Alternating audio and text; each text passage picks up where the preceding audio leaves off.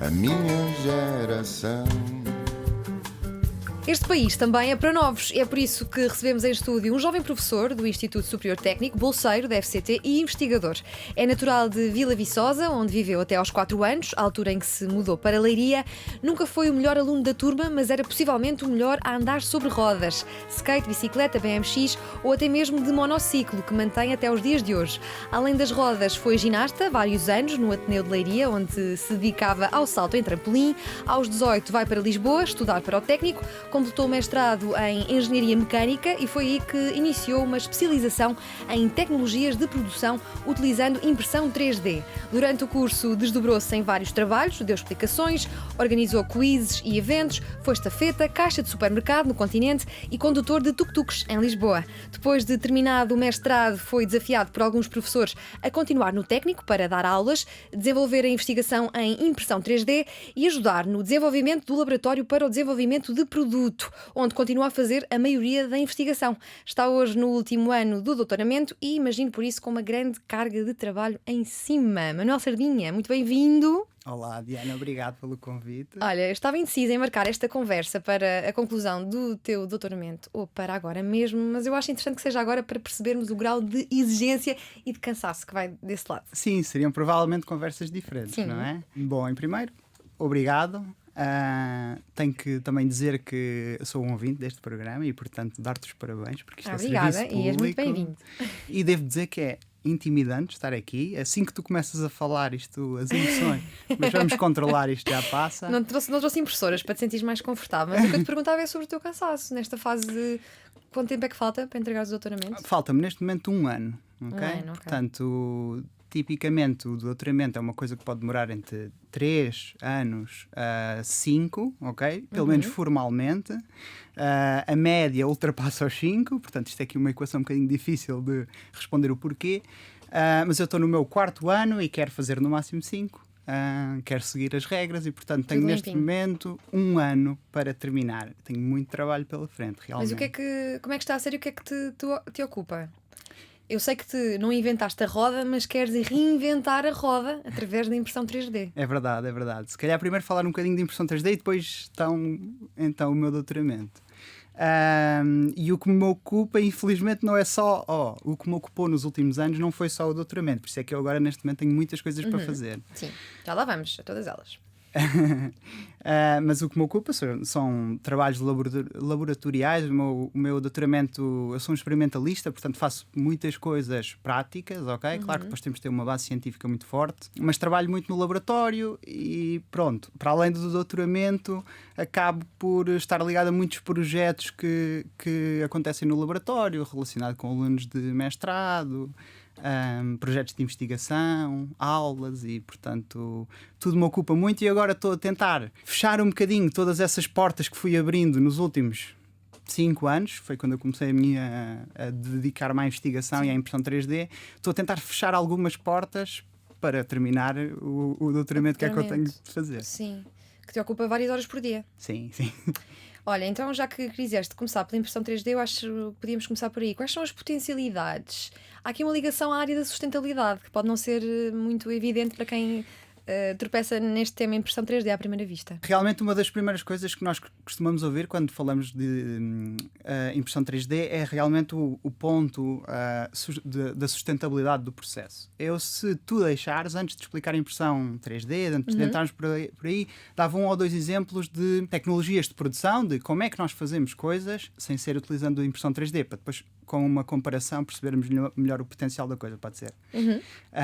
Então, tipicamente, ou há uma grande quantidade de coisas que nós podemos fazer utilizando 2 ou 3 processos de fabrico convencionais. Quando eu digo convencionais, que não são impressão 3D, que são mais antigos, ok? A impressão 3D começa a surgir ali nos anos 80 e os outros processos de fabrico têm muitos mais anos, ok? Centenas, alguns. E, portanto, há um processo muito básico e onde cabe muitas coisas que nós fazemos, muitos objetos, que é o processo de remoção de material. Para mim, normal, ou seja, já expliquei muitas vezes o que é impressão 3D, mas como eu ouço o teu programa e tipicamente não vejo na televisão e ouço, hoje vou tentar fazer um exercício de explicarmos isto oralmente, ok? Sim. Pronto.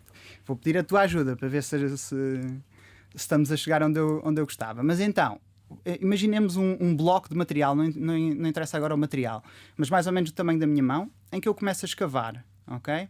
Começo a escavar, começo a retirar material. Começo a retirar material da parte de cima e fico com uma coisa tipo uma caixa, um cinzeiro, uma concha, qualquer coisa assim. Este é um tipo de processo de fabrico. É o processo de fabrico de remoção de material. Okay? E nós fazemos muitas coisas. É como se estivéssemos a esculpir, okay? A fazer uma escultura. Nós começamos com uma coisa grande e vamos retirando material até chegarmos à geometria final que nós queremos. E há muitas coisas que se fazem com coisas tipo isto, ok? Há outros processos são mais de informação, ou seja, não é tanto de remoção de material, mas é deformar o material até à geometria que eu quero, ok? Pronto, e há muitos processos de fabrico tradicionais que são assim. O que é que acontece então com o fabrico aditivo, que é a impressão 3D? São sinónimos, mais ou menos, pelo menos para o público que nos ouve, podem considerar como sinónimos. Conceptualmente é muito diferente, ok? E então, eu em vez de partir de um material, de um bloco de material e ir escavando, ou a partir de uma chapa e ir deformando uma coisa, ok? És mesmo professor, estás a dizer ok? Ok. E os alunos, ok. Peço desculpa. Desculpa interromper o raciocínio. Não. Vai-me dizendo se realmente estás a compreender sim. Onde é estamos complexo, a chegar. sim.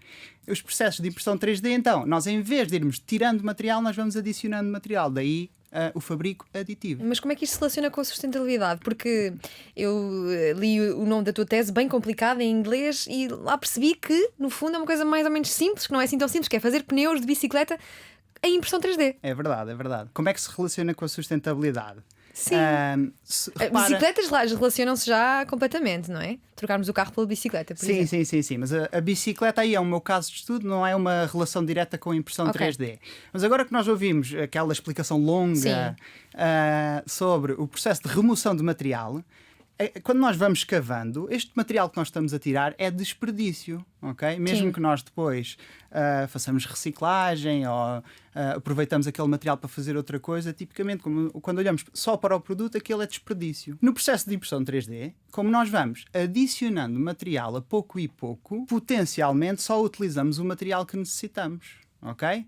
Essa é uma das vertentes, das possibilidades e da ligação da sustentabilidade com a impressão 3D. É uma das possibilidades. Há mais, ok? Eu, por exemplo, no meu doutoramento, como estavas a dizer, eu trabalho um tipo de materiais que também tem outra ligação à sustentabilidade. Sim, como é que se relaciona a impressão 3D com o futuro, com a inovação? Que pergunta complicada. Eles estão relacionados. Estão profundamente relacionados. A impressão 3D dá-nos esta possibilidade. Como nós estamos a construir coisas de forma aditiva, a pouco e pouco, conceptualmente, o processo de desenvolvimento de um produto é completamente diferente. Eu posso fazer uma caneca em impressão 3D. Posso imprimir um candeeiro? Podes imprimir, no fundo, quase o que tu quiseres. Essa é uma grande diferença. É que como nós estamos a adicionar material a pouco e pouco, as limitações do nosso processo são completamente diferentes. Ou seja, nós não temos também algumas limitações, mas muito diferentes dos processos convencionais. Podemos voltar ao exemplo daquele cinzeiro, daquela caixa que nós estávamos a escavar. Imagina que eu quero essa caixa, mas fechada. Ou seja, quero um paralelepípedo, mas oco por dentro. Como é que eu escavo dentro daquele paralelepípedo? É difícil, não é? Não conseguimos chegar eu, tipicamente, posso separar aquilo em dois, escavar dos dois lados e fechar. Mas quando eu fecho, isto pode ser, ou tipicamente é um ponto de fragilidade na minha peça. A impressão 3D, como eu vou fazendo as coisas a pouco e pouco, okay, vou adicionar material, eu posso construir uma coisa oca. Okay? Sim. Tu disseste aí, posso imprimir uma caneca. Nós estamos muito pouco limitados a nível geométrico, essa é uma grande diferença. Nós temos uma liberdade, os designers e os engenheiros têm uma liberdade brutal quando trabalham com a impressão 3D. No entanto, faz pouco sentido nós imprimirmos uma caneca. Então porquê? Não pode ser mais sustentável do que a forma como elas tradicionalmente são feitas? E é uma pergunta de completa leiga. Não te sei responder se pode ser mais sustentável ou não, ok? Porque nunca analisei o ciclo de vida da produção da Sim. caneca. Eu estava aqui a tentar transformar este tema que é complexo para quem não é engenheiro de uma forma mais fácil para as pessoas entenderem. E tu já bem disseste que não é um tema que é muito falado. Como é que vai a investigação o futuro que a impressão 3D tem em Portugal, em particular? Muito lenta. É lenta? É lenta. Bom, a investigação por si só em Portugal é uma coisa que é lenta e pouco desenvolvida, ok? Ou pelo menos que eu acho que tem potencial para ir muito mais além, porque quando nós visitamos outras universidades noutros países e coisas assim, nós realmente vimos coisas que ficamos bem, quem me dera, lá no meu cantinho conseguir chegar aqui. Mas, por outro lado, conseguir chegar onde nós chegamos com os recursos que temos é fenomenal. O que é que retarda a investigação em Portugal? Bom, eu acho que há falta de financiamento. Ok? Acho que o ensino superior e a investigação, muita da investigação faz nas universidades em Portugal, ok? Também há empresas privadas a fazer investigação e desenvolvimento, mas a maioria da investigação é feita nas universidades e nos centros de investigação. E eu acho que há um problema de subfinanciamento crónico. Sinto isso. Acho que podíamos ir muito mais além. E ser bolseiro? Que tal é ser bolseiro? Há apoios suficientes? Queremos a verdade e nada mais do que a verdade. A verdade é muito dura, não é? Então, estamos aqui para isso. Ser bolseiro em Portugal é uma desgraça. É muito difícil tu quereres... tu olhas para um aluno que acaba o mestrado, não é? E é difícil convenceres um aluno a seguir para doutoramento. É preciso haver um bocadinho, acho eu, um bocadinho de um sentimento de missão e de vontade de querer dar algo mais, porque ninguém vai para a investigação para ser rico, acho eu, pelo menos em Portugal. Sim. E se pudermos falar um bocadinho das condições laborais associadas com uma bolsa de investigação. Então, os alunos de doutoramento tipicamente têm bolsas de investigação, ok? E do ponto de vista de um adulto que tem um trabalho, que é isso que um aluno de doutoramento faz, ele tem um trabalho que é investigar, mas depois a sociedade não olha para nós dessa maneira, ou seja, nós temos uma bolsa de investigação e logo aí uma bolsa é uma coisa que nós recebemos 12 meses, ok? Portanto, quando nos comparamos, a minha bolsa é de 1.000 euros. Quando comparamos isto com um salário, não. Um salário normalmente, não é? Temos o 13º, 14º mês, subsídios, etc. Uma bolsa é um complemento, é uma ajuda para tu estudares, não é? Mas na realidade tu estás a trabalhar para a ciência, ok? Essa é logo aí uma grande diferença. E depois como tu não tens um vínculo contratual do tipo contrato de trabalho, ficas sempre de fora de todos os pequenos programas, todas as pequenas ajudas. Por exemplo, primeiro para a segurança social ainda é das poucas coisas que os bolseiros de doutoramento não se podem queixar tanto, mas mesmo assim o processo não é simples nem óbvio, não é? Tens de ser tu a contribuir para a segurança social, num seguro voluntário que depois te é devolvido. O processo é complexo e é um bocadinho burocrático, como todas as coisas em Portugal. Para as finanças, tu não contas, não é? Exato. Tu não como contas. assim? Não conta? Não Os contas. bolseiros não contam? Não contas, não são rendimentos tributáveis, ok? Eu estou... Isso dificulta tudo. Ter acesso a um empréstimo até alugar uma casa. Exatamente. Às vezes queres alugar uma casa e pedem-te os teus rendimentos. Quando vem, calma, mas isto é uma bolsa de investigação. Onde é que está o seu contrato de trabalho, etc. Onde é que está a sua declaração de IRS? E muitas vezes tu não tens, ok? Eu agora opto por entregar a declaração de IRS a 0. Ok? Mas mesmo isso traz-me problemas. Às vezes quero concorrer a um programa de apoio a rendas do governo e às vezes estou de fora, porque quando eles pensaram a estrutura da coisa... E achas que isso era alterável? Se eu acho que os bolseiros do mundo se unissem, ou pelo menos os portugueses?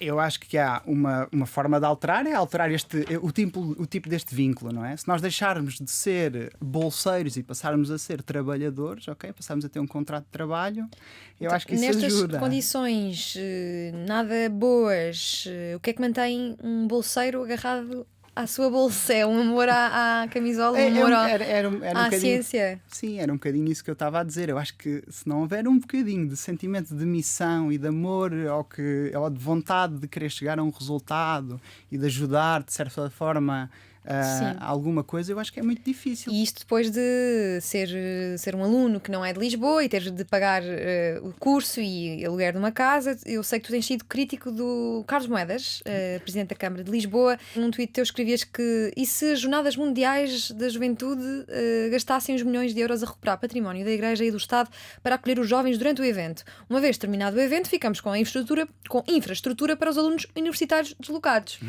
Parece uma boa ideia. Foste tu que escreveste. Também és crítico da quantidade de religião que ocupa os nossos dias. Sou. Não sou uma pessoa religiosa e gostava de ver um distanciamento maior entre assuntos religiosos e estatais, por exemplo. Sim. Mas nesse caso das Jornadas Mundiais da Juventude era mais realmente para resolver um problema dos estudantes e não para Sim, não tanto mas para... tu no teu caso, como eu disse inicialmente, tu deste explicações, foste caixa de supermercado, trabalhaste em tuk-tuks e também conseguiste uma ajuda da Bitcoin. Apanhaste a boa fase da Bitcoin que te ajudou a pagar os estudos de alguma forma ou não? É verdade. Conta-me essa história. A Bitcoin caiu um pouco em desgraça depois desses tempos em que conseguiste pagar o curso com ela. Eu não diria que caiu não? em desgraça. Então conta-me que eu sou também leiga nesse Não, eu assunto. também sou leigo, essa é a verdade. Gostava de acreditar num futuro... Mas isto é verdade ou é mentira? Pagaste um ano do curso? Foi um ano? Sim. Com Bitcoin? Mais do que o curso, não é? Paguei também habitação, paguei várias coisas. Bitcoin. Paguei várias coisas. Tive sorte nesse aspecto, mas os trabalhos ajudaram bastante também. Todos esses trabalhos que eu fiz durante o curso foi às vezes por necessidade, a certa altura já não era tanto necessidade, mas vontade, não é? Eu já me sentia só estar no técnico não era suficiente para mim, embora também porque eu no início, durante o meu curso até ao mestrado, não tive uma ligação com tantas coisas que acontecem no técnico, tantos núcleos de estudantes, tanta vivência que tu podes ter ali para além das aulas. Eu tive um bocadinho de vivência fora do técnico, com todas essas coisas que me ajudaram a crescer brutalmente. Isto para explicar um pouco também da dificuldade que os jovens têm hoje para terem acesso ao ensino superior com a carga de despesa cada vez mais alta. A engenharia está sempre ligada a uma ideia de solução e de inovação. No entanto, há 38 cursos no ensino superior sem candidatos e a maioria está nas engenharias. Eu pergunto-te, Manel Sardinha, a que é que se deve esta escassez de alunos em engenharia? Olha, eu não conheço esses dados. É matemática? E há mais homens do que mulheres, muito mais também. Sim, é possível que realmente haja conteúdos que os alunos durante o secundário, ou seja, numa fase pré-universidade, podem traumatizar às vezes alguns alunos. Eu tive a sorte de ter bons professores, mas às vezes a importância que os professores têm às vezes no nosso percurso e na fase, então, quando chegamos à altura de escolher um curso, pode fazer a diferença. Isto porque perguntaste em relação à matemática, não é? Mas eu não sei o que é que a tua pergunta era. Mesmo em fóruns que eu tenho ido e conferências sobre o futuro e a educação, é sempre precisamos de pessoas nas engenharias. Sim, precisamos de há postos de trabalho em que tudo o que pedem é competências em engenharia, em programação, em áreas assim. Sim. Acho que dentro daquilo que se faz no técnico. Precisamos de muitos alunos que queiram estudar engenharia, até porque as engenharias dão-te a possibilidade de trabalhar áreas tão diversas e tantas coisas diferentes. Ou seja, tu ao ires para um curso de engenharia mecânica não estás limitado a trabalhar em mecânica automóvel de todo. Sim. Eu digo já que não percebo nada de carros. Okay? Sim, normalmente quem pensa engenharia mecânica é carros, não é? Sou um bocadinho averso até aos carros, não é? Mais ou menos. És time rodas. É mais ou menos. O carro em si é uma invenção brutal, é uma máquina fascinante. Sim, ok? E faz tanto sucesso que hoje em dia temos o trânsito que temos, não é? Toda a gente quer ter um. Sou fascinado por máquinas, ok? E o carro é uma máquina. Não sei se queres ir a esse podíamos ir ao facto de vais sempre de bicicleta para o técnico. Isto tem que ver com a tua tendência para andar sobre rodas, desde pequeno, muito pequeno, que sempre andaste de skate e bicicleta, BMX, ou são preocupações relacionadas com a sustentabilidade? Eu acho que é um bocadinho dos dois, diria.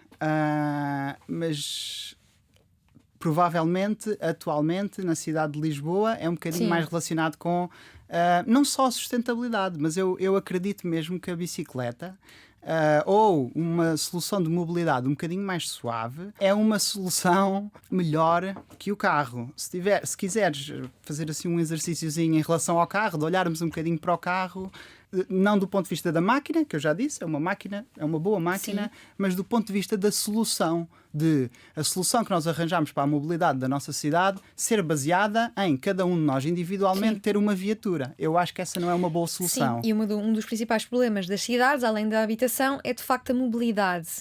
Se reuníssemos 100 engenheiros numa sala só para pensar como é que vamos solucionar o problema de mobilidade em Lisboa, teríamos uma resposta? Como é que se solucionaria? Porque não depende só de vontade política, depende da vontade das pessoas, não é? Depende E da de uma mudança de mentalidade muito grande. Depende da vontade das pessoas, mas eu acho que atualmente tu és quase obrigado a ter um carro. Não és obrigado a ter um carro, mas o incentivo para que tu escolhas essa solução Sim. é muito grande. Nós temos uma data de estatísticas. Eu acho que o teu público não se interessa muito por eu dizer as fontes das coisas que vou dizer agora. Não desmereças o público é vasto. Não, é vasto. O que eu queria dizer não vale a pena dizer muito, Sim. focarmos muito nos números. Eu se calhar vou tentar dizer várias coisas para tentar fazer as pessoas compreender o meu ponto de vista. E sim. eu acho que o carro não é uma boa solução para a mobilidade da nossa cidade. Acho que a nossa cidade deve desenvolver bastante a sua rede de transportes públicos e eu acho que a bicicleta é um ótimo complemento a essa solução. Nós olhamos para um carro e a média do carro citadino passa a maioria do seu tempo parado. Lá Ou está a apanhar multas. ou à procura de lugar para estacionar. Sim. Ou no trânsito. Sim, Ok? exato. Mas quando eu digo passa muito tempo parado, assim, é mais de 90% dos carros citadinos, às vezes é mais de 90%, mas mais uma vez, se calhar não vamos focar-nos muito nos números. Portanto, logo aí já estamos a olhar para a ineficiência da coisa, não é? Sim. É porque a viatura em si passa a maioria do seu tempo parado. Isto é diferente dos carros de partilha ou de uma pessoa que usa o carro a toda a hora no seu trabalho, que está durante o dia inteiro a conduzir. Não tenho nada, não quero fazer disto uma guerra contra a utilização do carro, de todo. Depois podemos olhar o próprio motor em combustão em si, dos carros, é uma coisa pouco eficiente. A eficiência, ou seja, a gasolina que nós pomos na viatura, cerca de 20 a 40 a 50% é que nós conseguimos utilizar realmente para mover a viatura. O resto é desperdício. Pronto, isto é a eficiência do motor a combustão, do carro, é uma coisa assim. O elétrico é um bocadinho melhor, já estamos em eficiências 85%, quer dizer que a energia que lá pomos é realmente utilizada para a função que nós queremos. Depois, por exemplo, o carro a combustão polui o ar. Essa não é preciso ser engenheiro nem investigador para compreender. O carro elétrico já substitui um bocadinho isso. Mas quando nós olhamos para as duas situações, temos de analisar o ciclo de vida do carro em si. O ciclo de vida de um produto inclui a sua produção, okay? A origem da coisa, a sua utilização e o fim de vida. Como é que nós E a tratamos desvalorização. A impressão 3D não desvaloriza tão rápido como um carro. Ou desvaloriza. É verdade. Isso é do ponto de vista do utilizador. Tens de Sim. pensar nisso, é verdade. Tu vais a Amsterdão Sim. e ficas completamente apaixonado pelas bicicletas todas nos canais. Imagino que seja o teu paraíso. Isso fez-te pensar mais sobre a mobilidade. Sim, fez. Ou seja, eu O que já é que nós era... podemos aprender com os Países Baixos?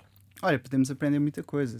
Podemos aprender que é possível. Claro que as realidades dos países, Portugal e os Países Baixos, são diferentes, não é? E, portanto, não precisamos de querer ser os Países Baixos. Aqui há muitas colinas em Lisboa, não é tudo. É verdade, mas direitinho. nós, até do ponto de vista tecnológico, eu acho que aí até posso falar um bocadinho, já temos soluções para as colinas de Lisboa. Bicicletas elétricas. Bicicletas elétricas maravilhosas. e que cada vez são mais baratas, mais leves, ok? Eu às vezes tenho a queixa de que, ou dizem-me que, pois, mas uma bicicleta elétrica é difícil para eu subir 2 andares com ela. A minha bicicleta é elétrica e é construída com de um ponto de vista para ser muito simples, mas ser elétrica, que é para ser leve. Eu levo-a todos os dias, pesa 12 kg, ok? Que é o peso de uma bicicleta normal. Pronto, mas é elétrica, portanto ajuda-me a subir as colinas e, portanto, nós não temos de ser os Países Baixos, mas podemos aprender qualquer coisa. Podemos beber muito daí. E algum dia vamos poder andar de bicicleta com pneus impressos em 3D?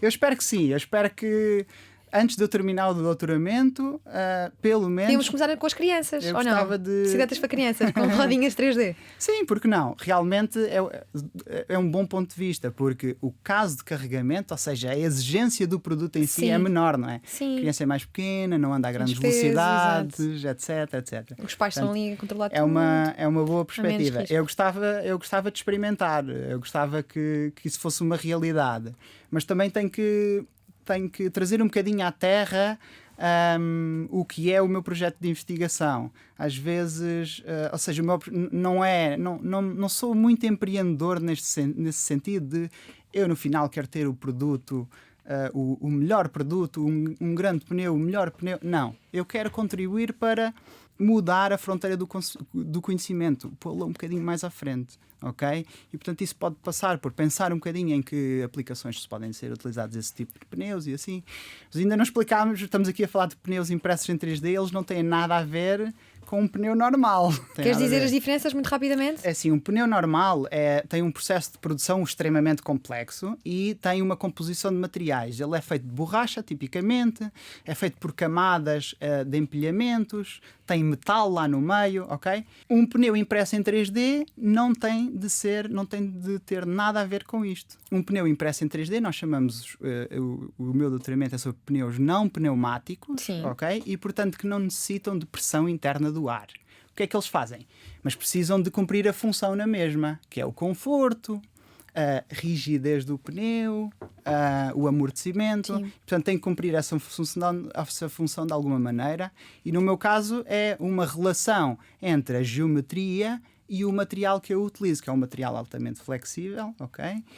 É um elástico, um tipo de elástico, é um termoplástico elastómero.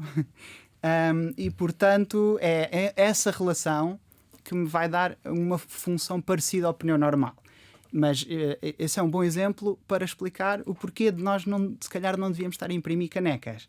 É porque se eu tenho uma possibilidade de utilizar uma tecnologia inovadora e que não me limita da mesma maneira que os outros processos de produção, eu não devo copiar o pneu que já existe. Eu devo pensar como é que eu, com esta tecnologia, devo fazer uma coisa nova. Sim. Que pode...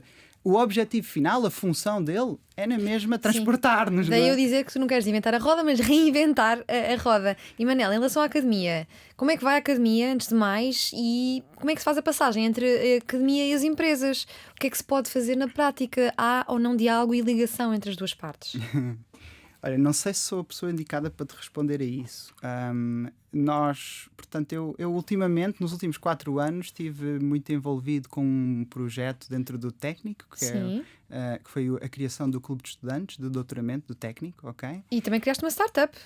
Sim. Como é que é? Fab A Inventors? Fab Inventor, Sim. sim. Não sei onde é que queres ir primeiro. Não, estou a pensar a quantidade de coisas que tu fazes além de dar aulas e Mas- investigação e doutoramento. Mas a parte da minha participação na Fab Inventors, na startup que eu ajudei a desenvolver e a criar, não me deu grandes respostas em relação a como se faz a parceria entre a universidade e Mas é já e a em si uma indústria. empresa, uma startup. Já é uma empresa. Sim. Portanto, isto foi depois durante a minha tese de mestrado, eu trabalhei, tinha que respeitar uma patente que tinha sido submetida pelo técnico e tive de construir uma impressora 3D, ok? Uhum. O meu trabalho era construir uma impressora 3D inovadora, que utilizava 3 impressoras lá dentro, e o objetivo era essas 3 impressoras trabalharem em colaboração, ok?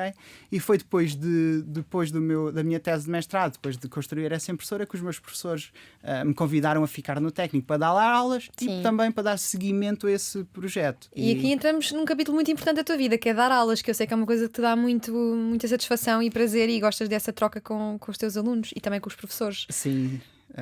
Sou fascinado.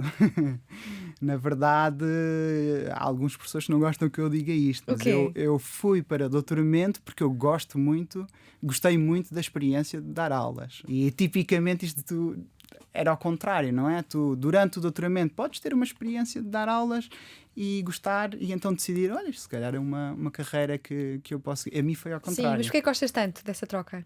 Do meu ponto de vista, o que eu vejo para o meu futuro é, se eu puder estar sempre a aprender, fantástico, ok? Sinto-me bem enquanto estou no processo de E aprendizagem. ensinar aprende-se? Ensinar aprende-se muito. ok? Eu não sei se durante o curso, uma coisa assim, às vezes tentava explicar uma coisa às pessoas que estavam a estudar contigo, ao teu colega, e nesse processo de explicares como é que algo funciona, tu própria estavas a aprender bastante. Às vezes Sim. aprendemos muito mais a explicar do que a estudar em si.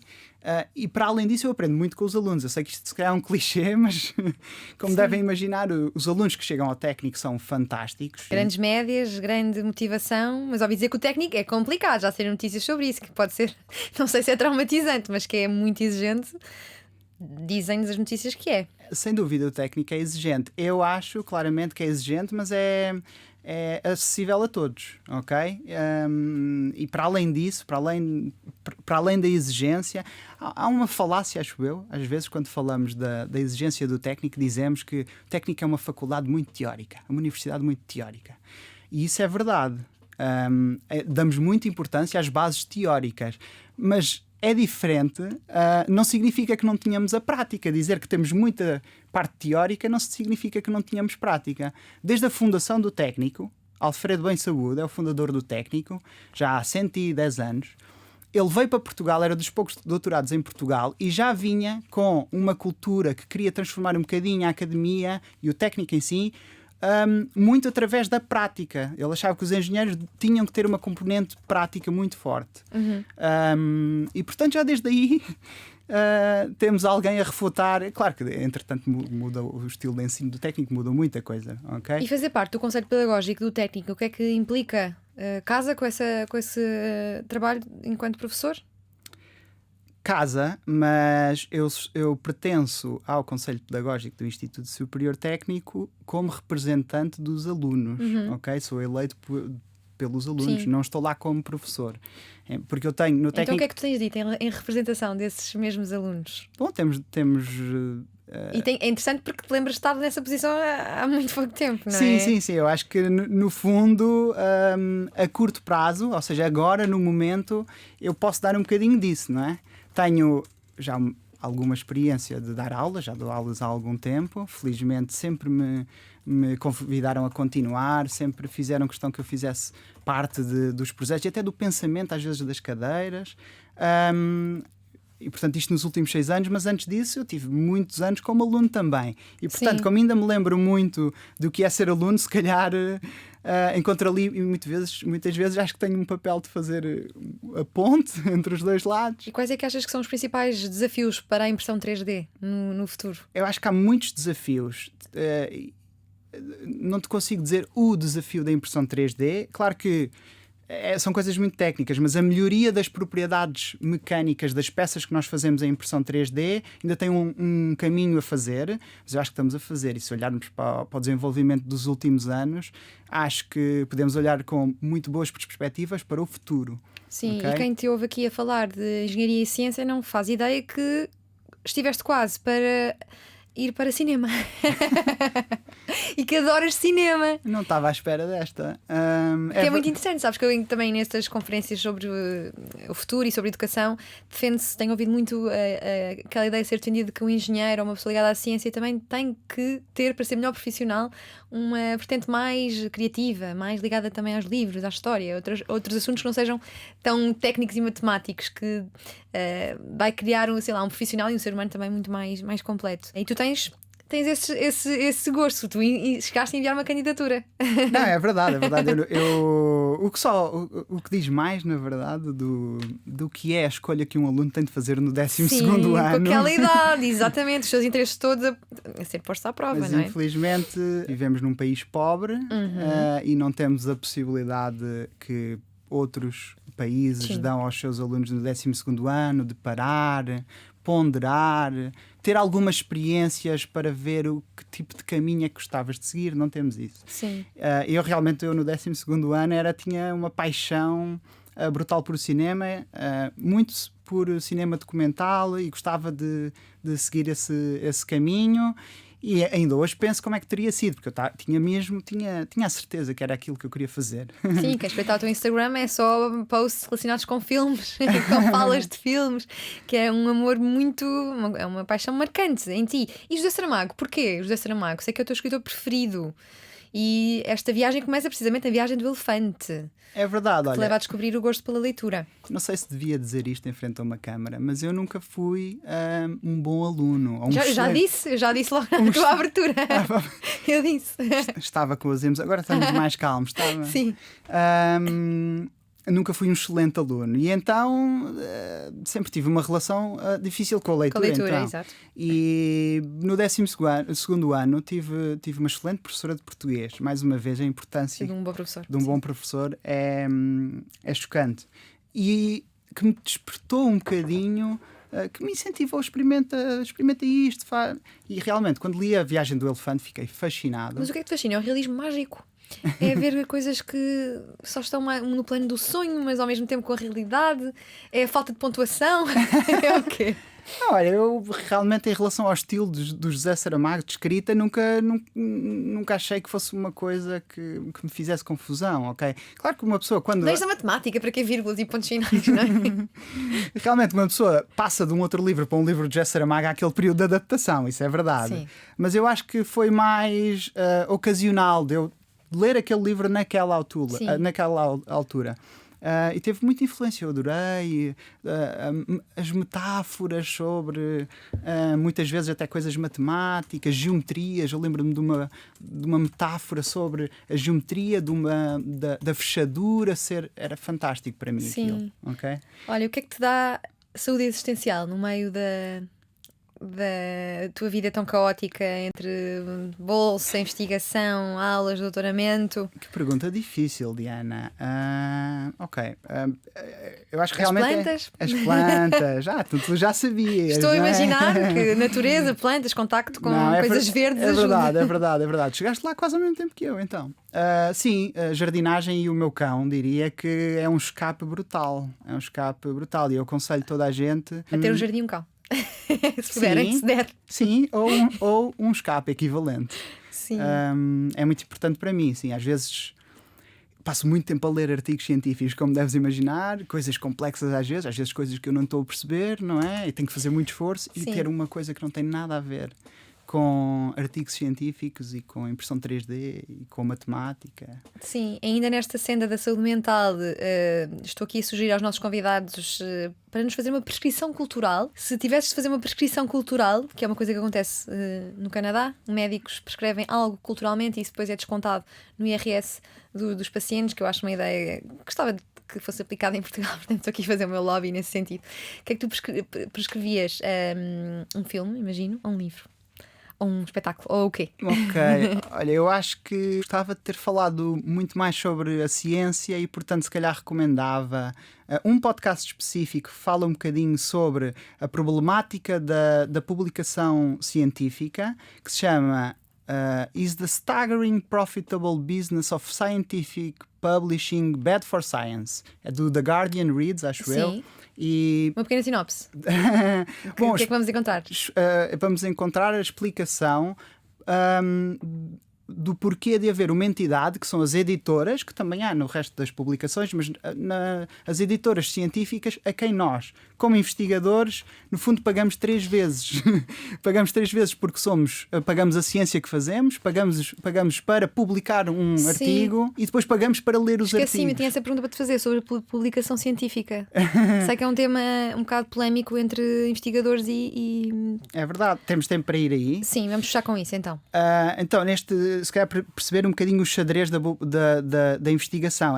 Quem faz a investigação? Somos nós, os investigadores cientistas. Quem paga a investigação? Muita gente, mas num caso mais específico, aqui se calhar do nosso país, é maioritariamente o Estado, através da FCT, da Fundação para a Ciência e Tecnologia. Ok? E então nós utilizamos esses fundos que vêm do Estado para fazer as experiências, mas temos de retirar uma pequena percentagem daí para publicar, para pagar a uma entidade, que são as editoras, que se responsabilizam por o processo editorial e pelo processo de revisão, que é uma coisa muito diferente entre publicar um artigo de opinião e publicar um artigo científico que tem de ser revisto por outros cientistas para validarem que aquele conhecimento está certo. O problema é que esse processo de revisão é gratuito. Ou seja, a editora não paga aos outros cientistas. Pá, no limite tens um descontozinho no teu próximo artigo, se quiseres publicar. E portanto, a editora até agora não tem grandes custos. Tem custos editoriais, mas quer dizer, os investigadores já mandam as coisas mesmo impecáveis, com os formatos certos das revistas, etc. Portanto, são custos muito baixos. E depois, o que acontece é que as editoras metem à venda estes artigos e nós, mais uma vez, se calhar não diretamente, mas o dinheiro vem na mesma do Estado. Por exemplo, em Portugal a FCT tem parcerias com as grandes editoras para nós termos, a FCT ou talvez a Comissão Europeia também, parcerias com grandes editoras para nós termos, como cientistas, acesso a esses artigos. Ok? Portanto, é isso que eu estava a dizer no início. Acabamos por quase pagar 3 vezes. E, entretanto, o cenário está um bocadinho melhor. 3 vezes porque pagamos a ciência, pagamos para publicar os nossos resultados e pagamos para ler os resultados dos outros. Okay? Entretanto, a ciência está um bocadinho melhor, este processo está um bocadinho melhor, mas já temos um caminho muito longo a fazer. Portanto, aquele podcast que eu estava a dizer há bocado, do Is the Staggering Profitable Business of Scientific Publishing Bad for Science? Sim. Explica como é que estas editoras atingem lucros de bilhões de euros. Manel, okay? Tu disseste que estavas com pena de não teres falado mais sobre ciência. Vou-te dar assim mais uns minutos. O que é que falta dizer sobre ciência? E se estivesse aqui a Elvira Fortunato, por exemplo, o que é que lhe dirias assim, olhos nos olhos? eu acho que o fundamental era mesmo...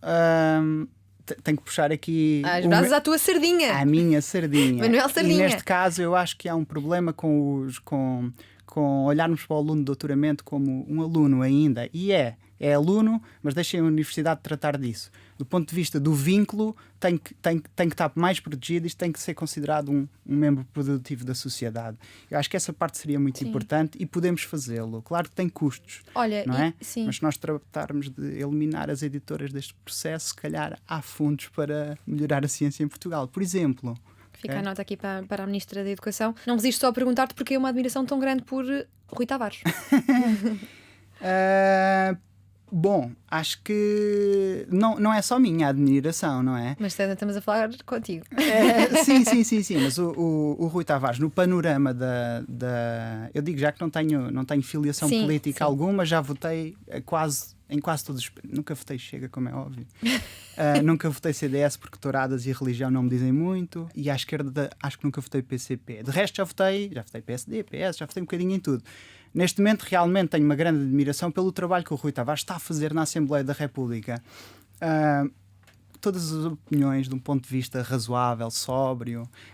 Eu acho que de uma maneira geral dá 10-0 a qualquer outro deputado da Assembleia da República.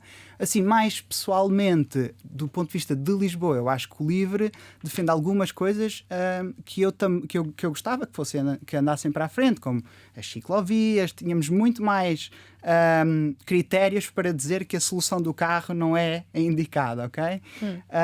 As ciclovias e a criação de espaços verdes na cidade é algo que eu sinto muito falta. Portanto, eu não assino por baixo em tudo o que o LIVRE diz, mas tenho tenho muito apreço pelo Rui Tavares. E como é que vieste hoje para a RTP? Foi de bicicleta a pé? Essa pergunta é tramada. Não. Agora é que vamos saber. Não, mas lá está, eu não quero fazer uma luta contra o carro em si, porque eu acho que, olha, das últimas, eu já fui várias vezes já aos Países Baixos, como disseste. Sim. E ando sempre de bicicleta. Da última vez até andei de bicicleta entre cidades, mas nós em Portugal isso era mais difícil. Mas das 2 últimas vezes que eu estive nos Países Baixos, alugámos um carro porque tivemos uma necessidade. Íamos buscar um sofá. E quando foste às flores também alugaram um carro. Exato. Portanto, é uma coisa que é útil. O meu objetivo não é fazer do carro uma guerra, mas eu gostava, até porque somos um país pobre e o carro é uma coisa pesada num orçamento familiar, pelo menos quando comparado com um passo social ou uma bicicleta. Fica aqui a ideia para andarmos mais sobre rodas. Está hoje no último ano do doutoramento, que começou em 2019.